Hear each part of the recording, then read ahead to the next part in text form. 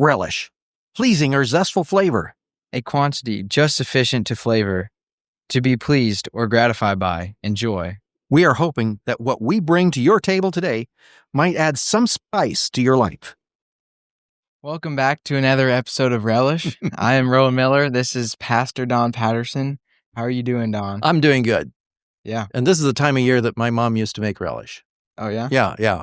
So It was the green tomatoes, the pickles, and the things that came out of the garden. They'd usually set in the back porch for a week or two or three, and after the frost, and then we would grind them all up and make relish.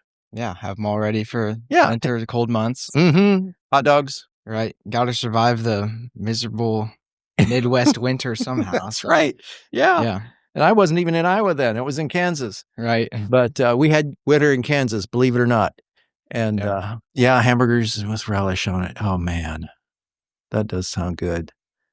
Yeah. You can tell I'm hungry. Don't get too many hamburgers in the winter, but... Oh, you don't? Not as many as I might like in the summer, Okay. but... That's true. Yeah. Not grilling out quite as often. Right. That's true. Here's my question for you.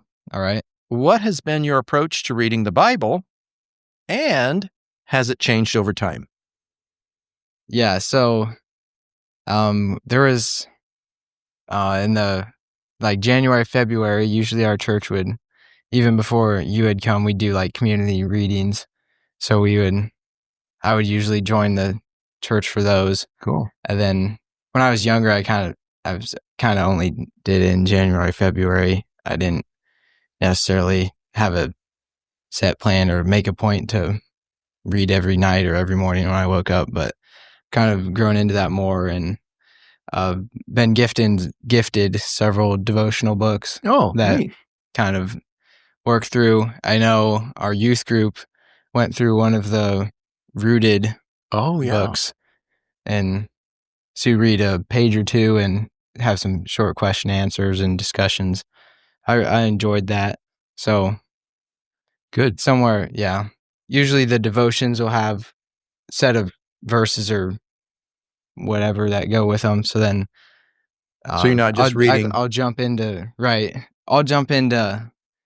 the chapter section that the devotion came from. Kind of read that further. I did read through the Bible. You mean you once. read farther than it said? Yeah. To read? Okay, cool. Usually I would, but read through the Bible once. Excellent. I don't. And you understood it all? Well, most of it, but when you reading through the Bible, I wouldn't recommend it for somebody that's just getting to know the Word. Right. Starting at the beginning of the Bible isn't necessarily where you should start. Usually, it's weird. You don't. If you're picking up any other book, you'd either start at the beginning, and if you don't like how that is, you might skip to the end and see how it ends. But you wouldn't be very pleased with the Bible necessarily if you did that. So you got to start in the middle. But yeah, it can start in the middle, maybe John or something like that. Right. But that's interesting. The Bible is different than any other book because starting at the beginning, that's all good. You get the history, and then you get to Numbers and Deuteronomy and Leviticus, and you go, and then so right. I think that the overall time spent reading the Bible has definitely gone up over my years. So praise the Lord. Praise the Lord. And now you're doing a podcast about the Bible and Christian faith and things like that. Yeah. Try to get to share with all of you guys out there. So yeah, all those guys out there. I was wondering what you're doing there. But I'm looking out there to see all the guys, right. All the people out there, Right. We'll jump in. I believe you have the faithful fruit of the Spirit for us today. And so Rowan called me the other night and he said, are you going to have the faithful ready for the fruits of the Spirit this week? And thank you for reminding me. Yeah, we can do that. And so when we talk about these fruits of the Spirit, we're talking about Galatians, and we're in chapter 5, verses 22. The fruit of the Spirit is love, joy, peace, patience, kindness, goodness, faithfulness, gentleness, and self-control. So we're winding down. And I was talking to Rowan before. Interestingly, these are all separate words in the Greek language. But when we talk about it in the English language, gentleness and kindness, they sort of goodness, Yeah. they sort of mesh with each other in the English language. And so just be aware that we do have a word for each one, but translating from the Greek to the English isn't always easy. Right. Here's another one. When we talk about faithfulness, faithfulness is not actually the word in the Greek. Okay. It's just faith, pistos. It uses that one word. And so when we talk about a fruit being one of these, faithfulness, well, it's just faith. Fruit of the Spirit, this fruit of the Spirit is faith. And so that's the bottom line when we get to this part. It is the word faith. What's nice about this is I don't have to define faith because the Bible itself defines faith. So when we go to Hebrews chapter 11, verse 1, faith is being sure of what you hope for and certain of what you don't see. And then the entire passage in chapter 11 of Hebrews is talking about people of faith. And so, we'll just turn there because that might be easier. Find it. Yes. So we talk about by faith Abel, by faith Enoch, by faith Noah, by faith Abraham, by faith Abraham again. Abraham's the biggest one. He's got 3 of them. Okay. And then Isaac, and then Joseph and Moses. So then you have to realize, okay, what is it that by faith these guys did? And look at these acts. Look at these things that they did because they had faith. Okay, Abel offered a better sacrifice. Okay, that seems to be one of the main hallmarks of difference between Cain's sacrifice and Abel's sacrifice. That Abel's sacrifice was anointed by his faith, if you will. And Enoch had such faith that he didn't even experience death. And so he had so much faith in God that he didn't die. He was just taken up. That's so cool. You think we could achieve that? I hope so. I'm working on it all the time. Yeah. Yeah, that'd be fun. I don't fear death. Right. The dying part's what gets me. that just looks awful painful sometimes. Right. And long sometimes. Noah, by faith Noah, when warned about the things not yet seen, in holy fear built the ark to save his family. By his faith he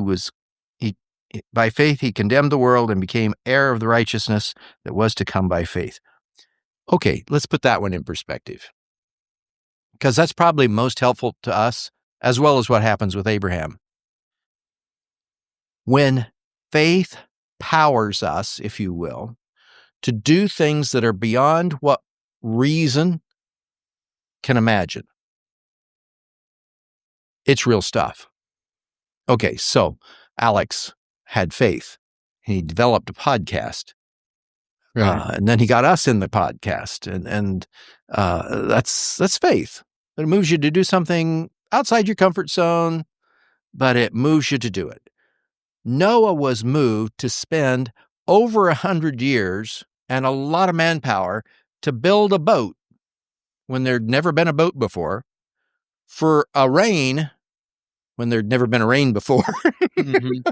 I mean, all these things, it's sort of, he's doing this by faith. So then when you go down and you look at Abraham, what he did by faith, he left his homeland, his cousins and all of his family, and he moved to a distant land because God wanted to create a people for himself, and he was going to start with Abraham. So he does it. He leaves all those things that we normally find comfort in, home, mom and dad's country cooking, or mom and dad's Thanksgiving cooking, It's getting really close to that. Mm-hmm. And they give us comfort and we feel good about it. But by faith, these guys went towards what God was asking them to do. So if a fruit of the Spirit is faith, we'll know that we have a fruit of the Spirit by the fact that we're going to do those kinds of things that God uniquely asks us to do. And we're going to do it like Noah did. I mean, he went right at it, got all that gopher wood, put it together. And he was also, like, you compared him to us. He was also like publicly ridiculed and oh my, constantly being criticized for what he was doing. And I mean, we haven't experienced that for doing a podcast. Not yet. No, we haven't even. There might be somebody out there going to do that this week, but yeah. But we haven't got a lot of that. Not near the time that he was either. Right. So, yeah. So it would be, faith would being sure of what you hope for and certain of what you do not see. So, I mean, he hoped. I mean, God told him there was going to be this flood. He told him what was going to happen and gave him a solution, and he worked on that. So what do we hope for? I mean, I still hope for renewal in our community. That's one of the things I prayed for, that in this home community, maybe even beyond that, now that we're on the World Wide Web with a podcast, that there would be some kind of renewal of an interest in what Christ is wanting to do, interest in the church, interest in the things of faith, and such a renewal that lives are being changed. I want to see lives changed. Yeah, I like I've seen God work in my own life. I want to see other people's lives changed, and let them have faith, so they have that fruit of the Spirit in their lives. And I found that those people who have been touched by God often are able to touch people I can't get to. You know, all of a sudden they've been moved from one place to another because of their faith in God, and all their friends go, "What happened to you?" And when they say, "What happened to you?" it gives an opportunity to share their testimony, what God really did in their life. And it's inspiring to people who are looking for that. You get a pastor who's sat in the pulpit for 40-some years, not near as exciting. You've already been there. Yeah, kind of thing. Right. But a fresh work of the Spirit, let's just put it in that light, a fresh work, a fresh fruit of the Spirit, often really gets people's attention. Yeah. And that's what I pray for. I'm hoping for that. I'm hoping it happens in my lifetime. Maybe it'll happen in yours. Right. Hopefully. Yeah. I know that with for the younger upcoming generations, they feel that more of a connection and more of a more open to people and leaders that's closer to their age than, no offense, but yes, I know, who's been around and has lots of experience, and we'll just say lots of experience. But well, I'm a fossil, yes, but hopefully I can help younger people along. Right. Yeah, right. I'm willing to share everything that I know with somebody else. Right. Because I can't take it with me. That's true. Yeah, I can't. Yeah. I can't. I may try, but I can't take it with me. It'll be gone when I am. Right. I can't take it with me. But I hope for revival. I hope for new things in communities. And I'd like to be a part of it. Mm-hmm. Yeah. Why wouldn't you? Timestamp. All right. Dear.